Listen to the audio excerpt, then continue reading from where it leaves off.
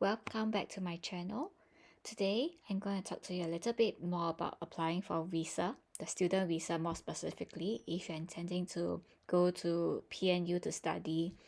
Okay, so for my case, right, I am actually enrolled under a bachelor's degree in Busan National University. So the visa that I need to apply for, right, is actually D-2, but more specifically for bachelor's, it's D-2-2. So the Korean embassy actually has this website for you to actually look through each visa type more specifically. And for student visa, right, it does show you like who is eligible to apply and like some things to take note, like you have to go to the embassy in person, um, what documents to bring and prepare as well. And at this website, right, there's actually an email address at the bottom for you to send emails to if, for example, you still have inquiries even after reading through this website. So basically, when you apply for the visa, right, you have to call in to make appointments. This number over here. So why is this so? It is because that on the visit, right, you have to bring all your documents. So and after you submit the documents, the first staff whom you will meet will actually verify all your documents listed here. So you have to bring all, and you have to make sure that all of them are filled up correctly. They may reject you maybe if you do not have all of them prepared properly. So the days and times are stated here as well. It has to be on a weekday morning, excluding public holidays as they are closed on public holidays. And for the visa fee, right, it's actually SGD $85, 85 Sing dollars. And so do prepare cash as well, as they do not accept credit or debit cards. So do take note about that. So after the first staff verifies your documents, right, you have to actually wait a little while. For myself, I think I waited about 10 to 15 minutes before the second staff came, like called me to do a short interview kind of thing. So you just have to wait at the embassy itself. So for myself, I reached at 9 a.m. at my specific appointment day. So the second staff, right, will actually call you to his counter, and you have to answer like him for like talk to him for a short period of time. So like certain questions that to take note, right, for myself during the interview that I felt was important was that um because for the certificate of admissions, right, it will state that whether you are proficient in Korean or not. So I think one thing for anyone who applies for student visa is that you have to ask yourself whether you are comfortable speaking Korean or not.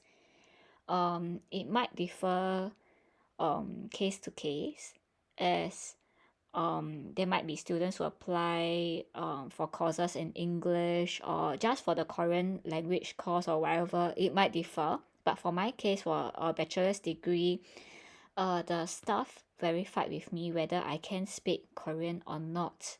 So part of the interview was in Korean. So if you're not comfortable speaking in Korean, right, you may have to let the embassy staff know. But I wanted to show that I am comfortable in Korean and that I am proficient. So I answered in Korean mostly. And after that, the staff will actually he asked me for my particular case that why did I choose Busan National University. So, and so I explained to him like my experiences in Korea, in Busan, that I really enjoyed it. That it was really, I find Busan very comfortable for myself, and I compared it into Singapore that it is very crowded and all. So I have an experience studying in Busan in another school called Pugyo National University for language course. So that was for like just one semester, like for a fall semester in 2018.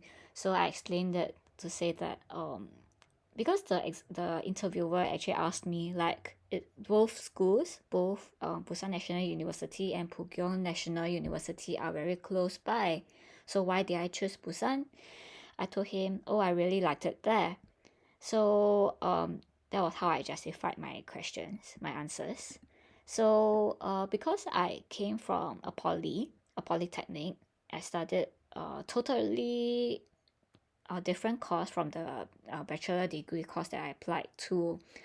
So the examiner, the interviewer was obviously like curious about it. He asked me, like, why did I choose such a different course?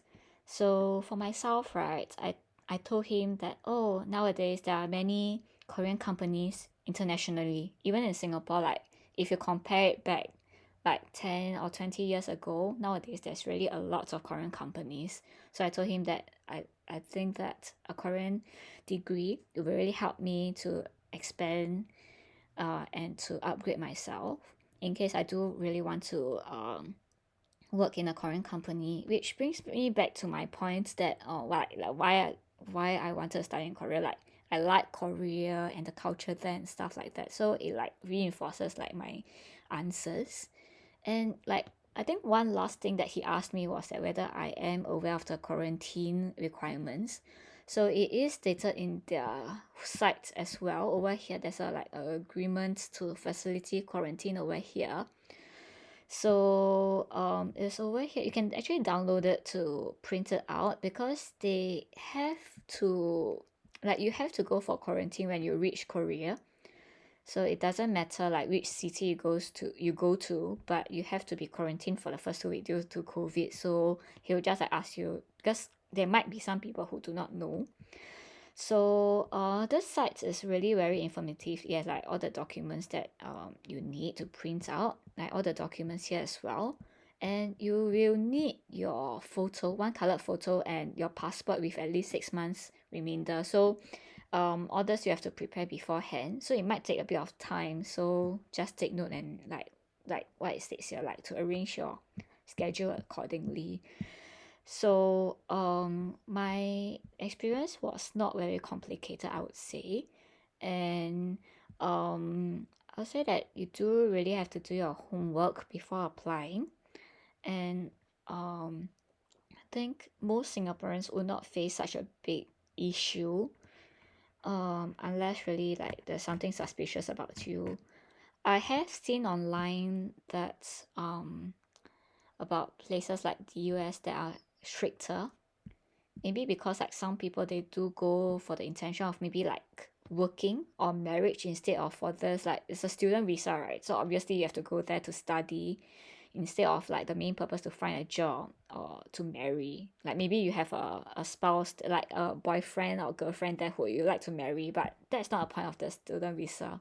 So if you make yourself very suspicious, of course they'll reject your application, right? So I think you just have to think through like roughly like why you want to study in Korea and briefly have like an answer before you go for the interview.